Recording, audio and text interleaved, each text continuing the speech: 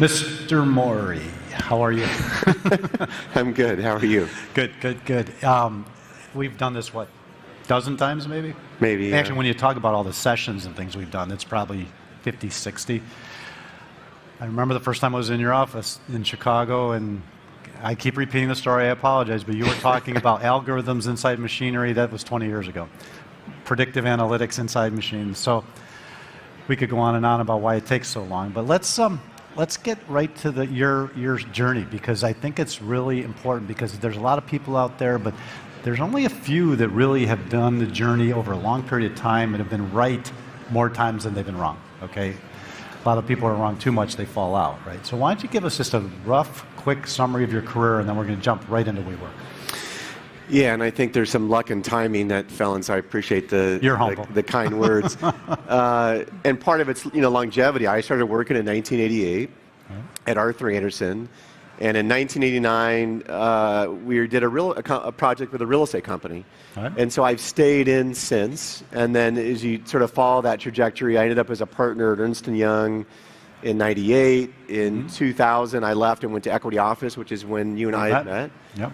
And we still remember meeting Sam Zell. That was fun. Yeah, became the first S&P 500 real estate company, 600 office buildings, like 120 million square feet. And there's a pattern here of boredom, because I'd done a bunch of stuff, and the latter part, I was there 4 years, was very much around optimization of physical assets and some other things. Anyway, I left. Well, and you were there when they were building the portfolio, getting ready to sell, right? Yeah, And substantially. so you made the numbers better. We need to make the numbers work too, yeah. And then I ended up joining the folks I worked with before, Real Foundations.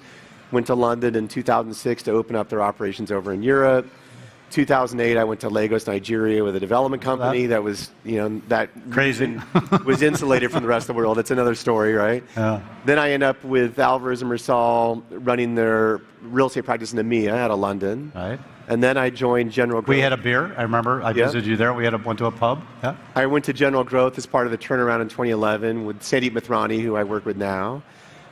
Started my own firm, joined some folks, right, with GPG, and then Jim Carr and I started 111 Advisors, got acquired by Altus, and then I joined... I'm tired of just listening. I joined WeWork about 15 months ago. So half my career has been on advisory, and then half has been on the industry side. So but the interesting thing is, with all the companies you've been with, everyone was a step up to the next.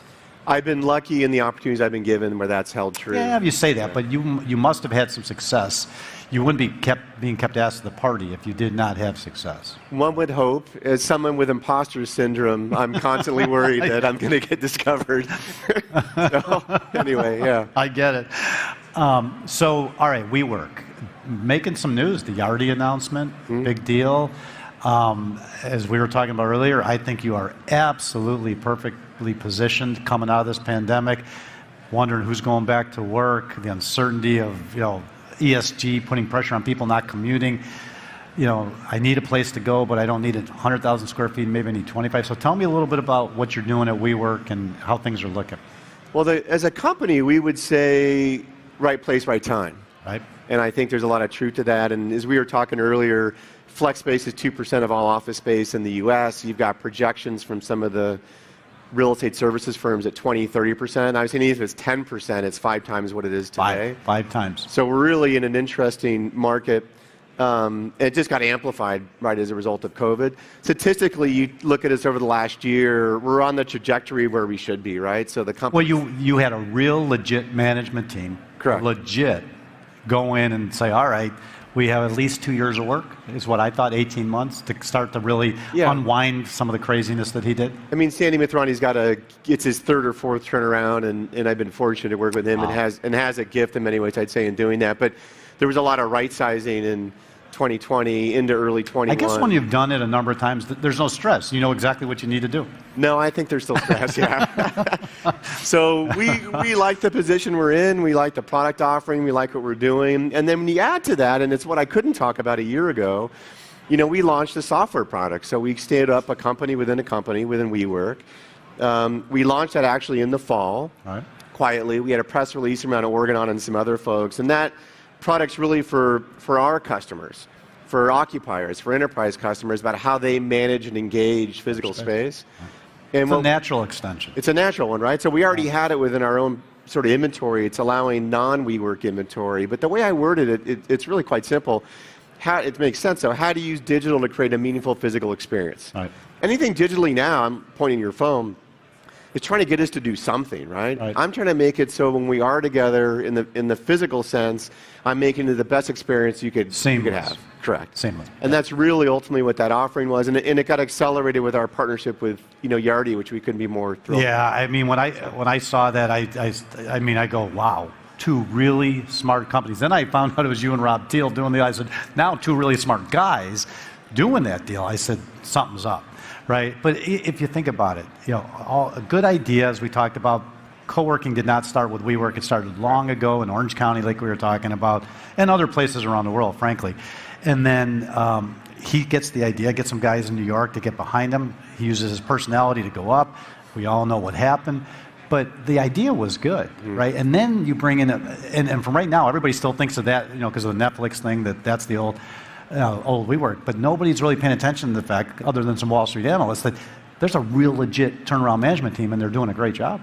Yeah, and Adam and Miguel, what anyone says is there's a huge amount of credit. It was not a new format, but what they did was quite unique, actually, in many ways. So we wouldn't be here as a company without that foundation, ignoring what people may or may not say, and I think we're pretty grateful for them doing that. But I think when we come out of this, the trajectory that Anand talked about in the general session was, we're not going back to traditional offices. I mean, we are, but the change has been made. So. The way I word it, if you look at, we saw this in retail, where now we're fully empowered by consumers. So whatever way we want to shop, we can make it happen. Right? And we have choice. And so part of that was the physical format and inventory catching up, and part of it was tech catching up. Yep. And really, I would argue in 2013 was that pivot, right? And what's happened now on the office side, and we're just at that pivot point, just at that transition, is we are individually in control now and more empowered as employees than we've ever been. Ever. Right. And so WeWork and the other providers, Flex and co-working providers in that space, are empowering that. And then the tech like we're doing and others are doing. So the way I look at it is, the COVID made this big impact, and your guys are just going to catch it. Yeah. We only have 3 minutes. I want to finish your thought, but I want to get to our other topic. Yeah, I was going to say, whether you want something by on demand, like day, hour, week, month, whatever. You want a conference room, you want a private office, you want shared space, you want... And what's your utilization rate? Correct, that's what we're in. Over 100%. Right, that's what people want. People jumping on each other, not at 30%, which is a traditional building. That's common sense. It's not going to change, and that's what the future is. So we only got a couple minutes, but pivoting all the hype, hysteria around WeWork and Adam Newman and all that stuff, let's relate it to our industry, PropTech. You said on a stage in Nashville in 2019, we worked for months, me, you, Wayne, and a bunch of other people, to really dive into PropTech. And we said we're putting the stake in the sand that it's out of control. That was 2019, that's now 3 years ago. What are you feeling? Well, we said then, which we were talking about earlier, we would see consolidation, we would see people fall out. And if you look at the conference now, as you and I are looking over the floor, some great companies here, but there's a lot that aren't. And so really what we've seen... And nobody reported on them. No. I mean, in the old days when a company went out of business, you'd see, unfortunately, all these, I'm talking major. I mean, I guess you don't get reported unless you're SoftBank and lose billions, right? But these other little companies that are out there, they just went away. Yeah, they definitely went away. And it's not been reported on. And there's still active investment, but it's not, initial funding, it's not Series A. I read an article that said the word on the street now is all the capital sources are going back to these companies and saying, pull it in. Yeah. We've been watching the layoffs, the restructuring. So where is it in a year from now? Are we going to crash, or is it going to just... No, we're just leveling out. You and I have been through a couple of these cycles. It's going to level. Yeah, but 2001 was nasty. It was, actually, and I don't know, but the way I look at it is the survivors and the leaders are there. There'll still be some ones that'll pop out. And we're kind of going to be in my 3 decades almost of experience through multiple cycles. The real innovation takes place when it corrects. When it's the hypey and everybody's out there talking concepts, nothing's getting done. Yeah, but when it kind of comes down and you got to tighten the belts, you go looking for the innovation, and that's when the great ideas come across. So it's true. All right, we only got a couple seconds. What are your final thoughts? WeWork, future co-working. I'm really excited. I feel, again, I'm in the perfect place, and WeWork's in the perfect place. And, I think the near, mid, long term look really fascinating, and it's going to be a great period for us. I'm excited. Yep.